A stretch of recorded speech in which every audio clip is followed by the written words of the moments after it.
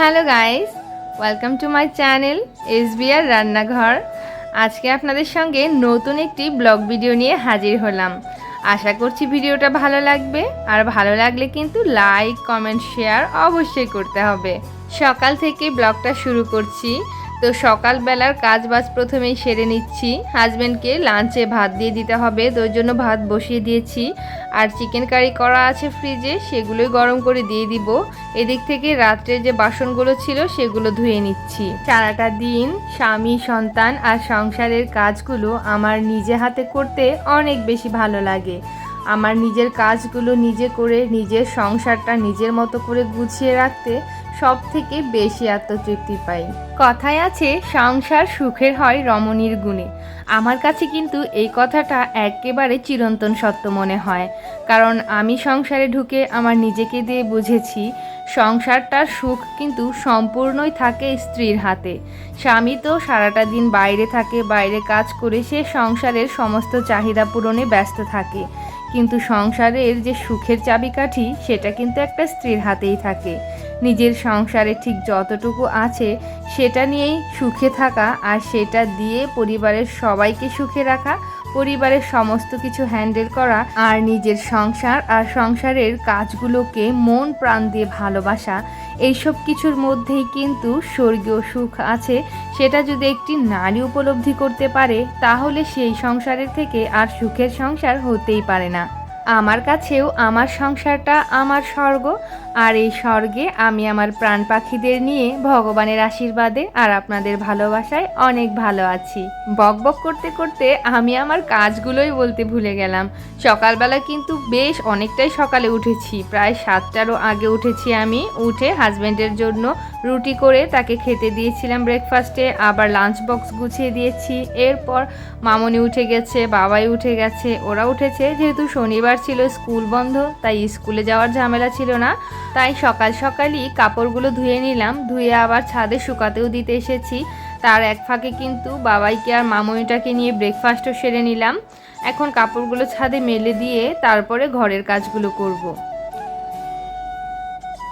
সকালবেলা রুটি বানিয়েছিলাম, সেই রুটির আটার গুঁড়োগুলো চুলায় পড়ে আছে, আর পাশেই বানিয়েছিলাম চুলার পাশের ক্যাবিনেটের জায়গাটাতে। এই জায়গাগুলো একেবারে আটা মাখা হয়ে আছে। এখন এই জায়গাগুলো একটু পরিষ্কার করে নিচ্ছি। চুলাটা রান্নার পরপরই আসলে না মুছে নিলে অনেক বেশি তেল কাস্টে জমে যায়, তখন কিন্তু আবার পরিষ্কার করা কষ্ট হয়ে যায়। ওই জন্য রান্নার পরপরই পরিষ্কার করে রাখার চেষ্টা করি আমি। চুলাটা পরিষ্কার করে নিলাম, এখন পাশের ক্যাবিনেটটা একটু পরিষ্কার করে নিচ্ছি। আর আজকে দুপুরবেলার রান্নার তেমন একটা ঝামেলা রাখিনি, অল্প একটু চিকেন আছে, আর এই যে কচুমুখিগুলো সেদ্ধ হতে বসিয়ে দিলাম, এগুলো মাখিয়ে ভর্তা করব।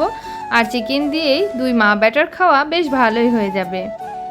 তো ভর্তাটা মাখিয়ে নিচ্ছি, শুকনা মরিচ ভেজে নিয়েছি, আর সেই সঙ্গে কাঁচা পেঁয়াজ কুচি দিয়ে স্বাদ মতো লবণ দিয়ে কচুমুখির এই ভর্তাটা আমি মাখিয়ে নিচ্ছি। এই ভর্তাটা খেতে সত্যি কথা বলতে আমার অনেক বেশি ভালো লাগে। শুধুমাত্র এই কচুমুখির ভর্তা দিয়েই কিন্তু পেট ভরে ভাত খেয়ে নিতে পারি আমি। ওই জন্য রান্নার আজকে তেমন একটা ঝামেলা করিনি। তো এই ভর্তাটা দিয়েই তো আমার খাওয়া হয়ে যাবে, আর অল্প একটু চিকেন আছে সেটা দিয়ে বাবাইটাকে খাওয়িয়ে দিব, ব্যাস হয়ে যাবে আমাদের দুপুরের খানা দানা। ভর্তা মাখা হয়ে গেছে, এখন ছেলেকে নিয়ে খেতে বসে যাব। ভর্তা ভাত আর এই যে একটু চিকেন নিয়ে দুজনে একসঙ্গেই খেতে বসে গেছি। বাবাইটাকেও খাওয়াই দিচ্ছি, সেই সঙ্গে আমিও খেয়ে নিচ্ছি। খাওয়ার সময় আসলে ক্যামেরাটা ঠিকঠাক বসানো হয়েছিল না, খেয়াল করিনি। যাক, কি আর করা, তবুও ভিডিওটুকু রেখেই দিলাম। তো দুইজনে মিলে খাওয়া দাওয়া সেরে নিলাম। এখন আমি ঘরটা গুছিয়ে নিব। সমস্ত খেলনা এলিয়ে ছেলিয়ে ছড়িয়ে ছিটিয়ে এদিক সেদিক রেখে দিয়েছে।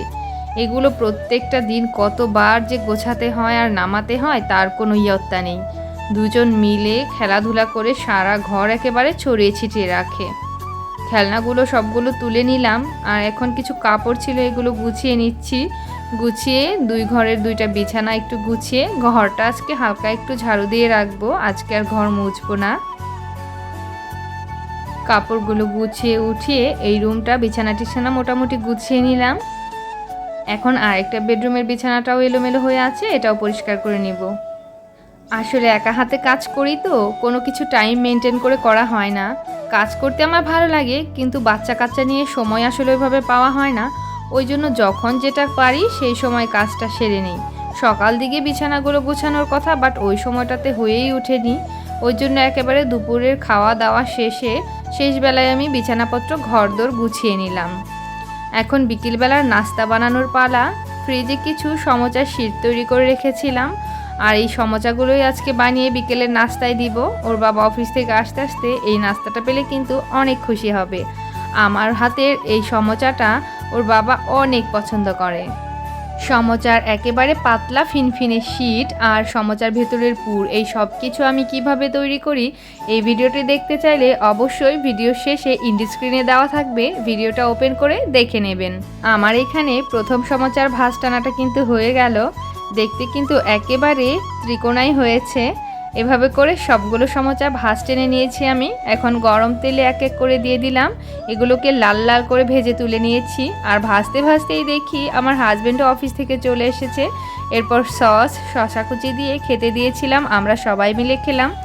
খাওয়া দাওয়া শেষে এখন দুই পুচ্চপুচ্চিকে আমি পড়াতে বসে গেলাম। বাবাইটাকে হোমওয়ার্ক করাচ্ছি আর মামনিটাকে মাত্র অল্প অল্প শেখানোর চেষ্টা করছি।